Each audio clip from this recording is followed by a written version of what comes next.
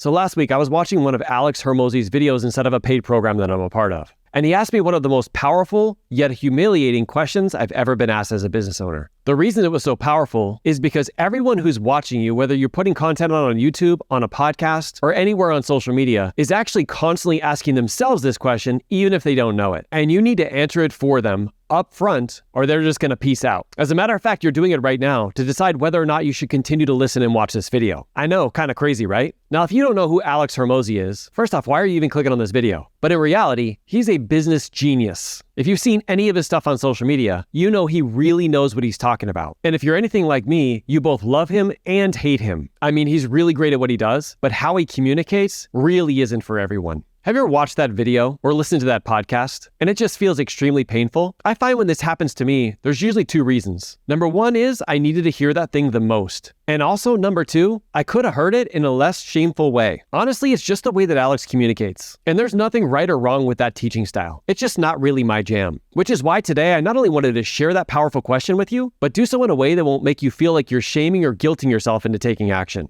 So the question he asked me is, why should people listen to you? Did you know that you're already doing that? Like literally as I'm talking, you're thinking about, does this apply to me? Is this something I should continue to listen to? Is this going to be helpful for me and for my business? It's also something that happens whenever you're reading a book, listening to a podcast, or anything that's consuming your time or your energy. Your brain does not want to waste any time or energy. And if it can convince you to shut it down, go to the next video, or turn off the podcast, then it's been successful. But you see, if there's something else that's there, something that's tugging you to keep listening because you're curious of what the answer is, it's going to get you consuming that information from beginning to the end. And isn't that what we really want for our business? That's why I wanted to break that down for you in this video.